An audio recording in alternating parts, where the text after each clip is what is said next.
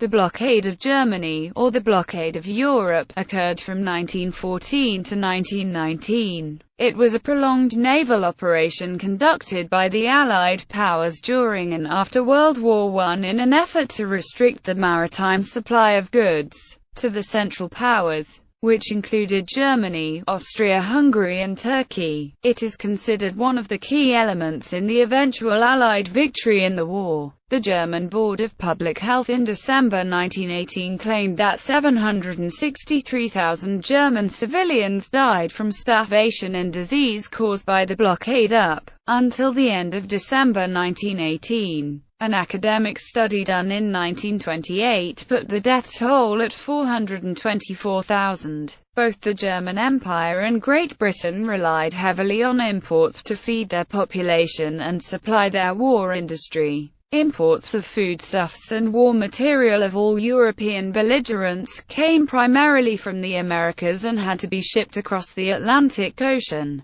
Thus Britain and Germany both aimed to blockade each other. The British had the Royal Navy, which was superior in numbers and could operate throughout the British Empire, while the German Kaiserliche Marine surface fleet was mainly restricted to the German Bight, and used commerce raiders and unrestricted submarine warfare to operate elsewhere. History. Background. Prior to World War I, a series of conferences were held at Whitehall in 1905–1906 concerning military cooperation with France in the event of a war with Germany. The Director of Naval Intelligence, Charles Otley, asserted that two of the Royal Navy's functions in such a war would be the capture of German commercial shipping and the blockade of German ports. A blockade was considered useful for two reasons. It could force the enemy's fleet to fight, and it could also act as an economic weapon to destroy German commerce.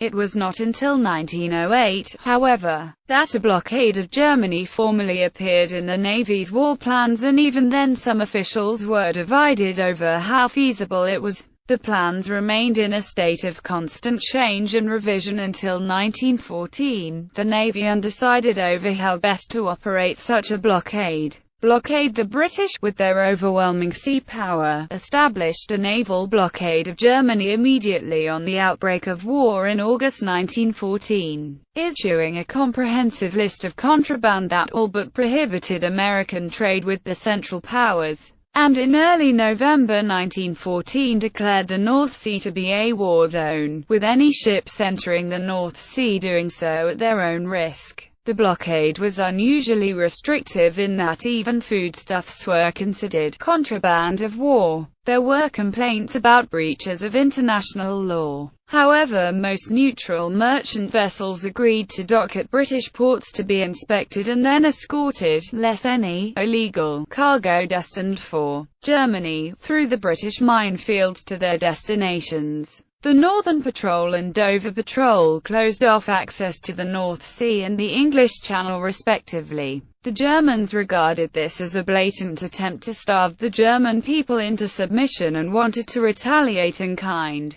The blockade also had a detrimental effect on the U.S. economy. Under pressure especially from commercial interests wishing to profit from wartime trade with both sides, the U.S. government protested vigorously. Britain did not wish to antagonize the U.S., but cutting off trade to the enemy seemed a more pressing goal. Eventually, Germany's submarine campaign and the subsequent sinking of the RMS Lusitania and other civilian vessels with Americans on board did far more to antagonize U.S. opinion than the blockade had. A memorandum to the British War Cabinet on 1 January 1917 stated that very few supplies were reaching Germany or its allies either via the North Sea, or other areas such as Austria's Adriatic ports. Effects during the war. The first official accounts of the blockade, written by Professor A. C. Bell and Brigadier General Sir James E. Edmonds, differed in their accounts of its effects upon German food supplies.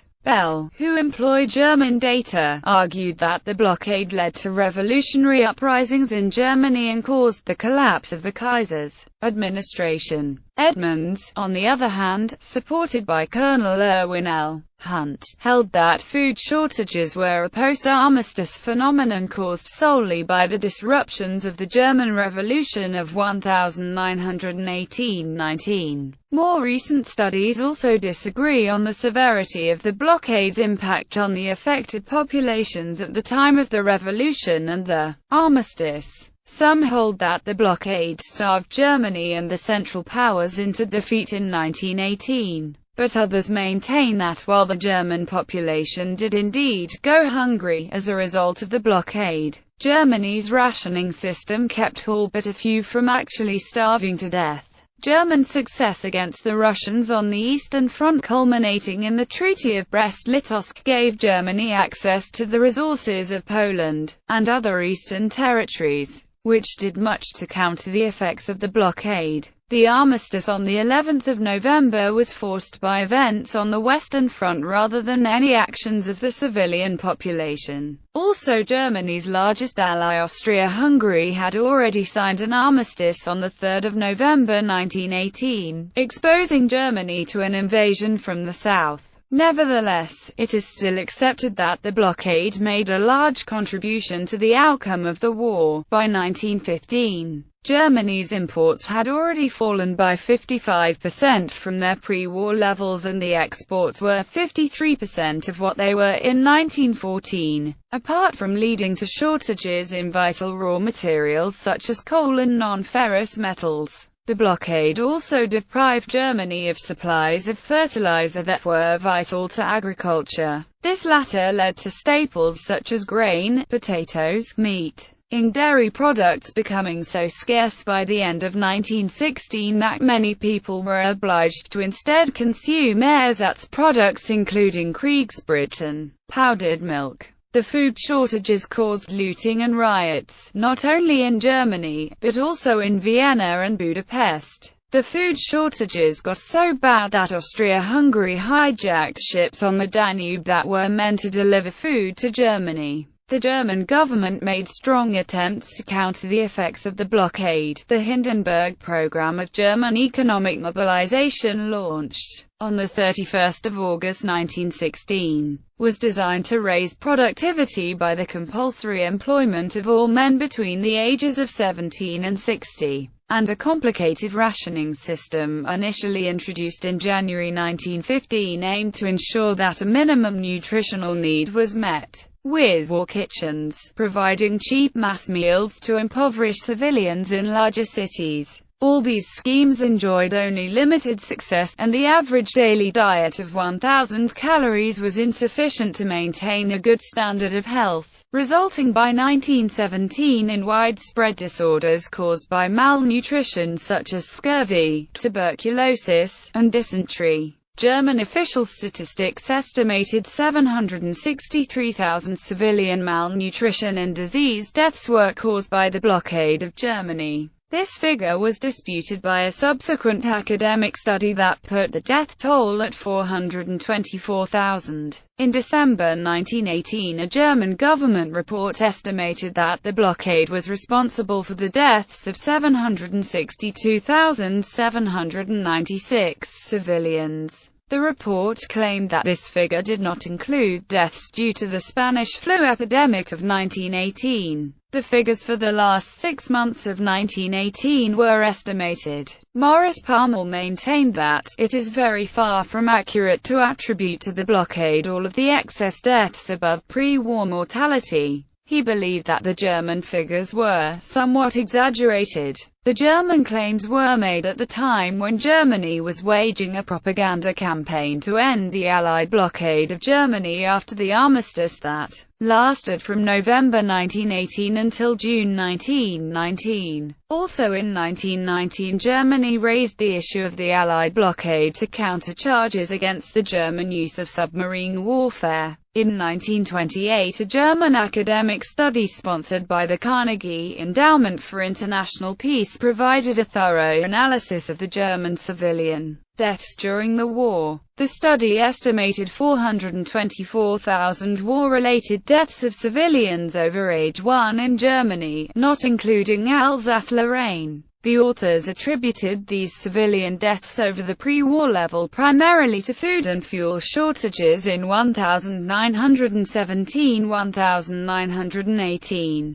The study also estimated an additional 209,000 Spanish flu deaths in 1918. A study sponsored by the Carnegie Endowment for International Peace in 1940 estimated the German civilian death toll at over 600,000. Based on the above-mentioned German study of 1928, they maintain that a thorough inquiry has led to the conclusion that the number of civilian deaths traceable to the war was 424,000, to which number must be added about 200,000 deaths caused by the influenza epidemic. Blockade after armistice. The blockade was maintained for 8 months after the armistice in November 1918, into the following year of 1919. According to the New Cambridge Modern History, food imports into Germany were controlled by the Allies after the armistice with Germany until Germany signed the Treaty of Versailles in June 1919. The total blockade was lifted on 17 January 1919 when the Allies allowed the importation of food under their supervision. The Allies requested that the German government send German merchant ships to Allied ports to transport food supplies. However, the Germans considered the armistice a temporary cessation of the war and refused, believing that should fighting break out again the ships would be confiscated.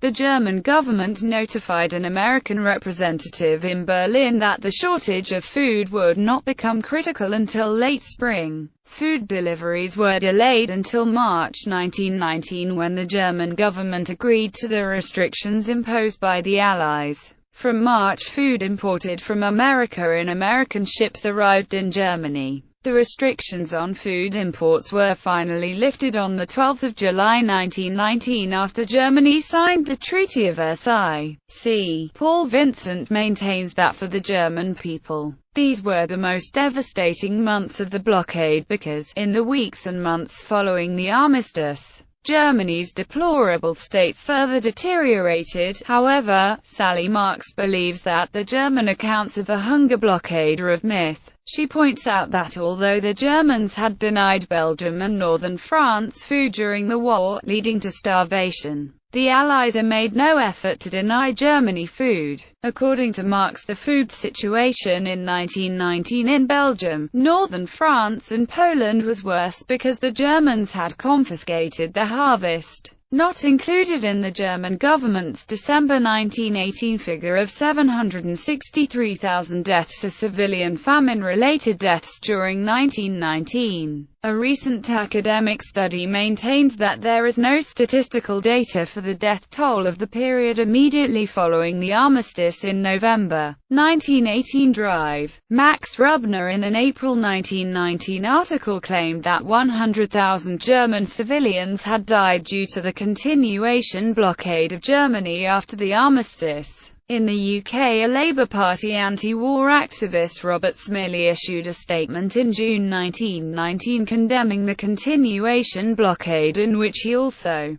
claimed that 100,000 German civilians had died.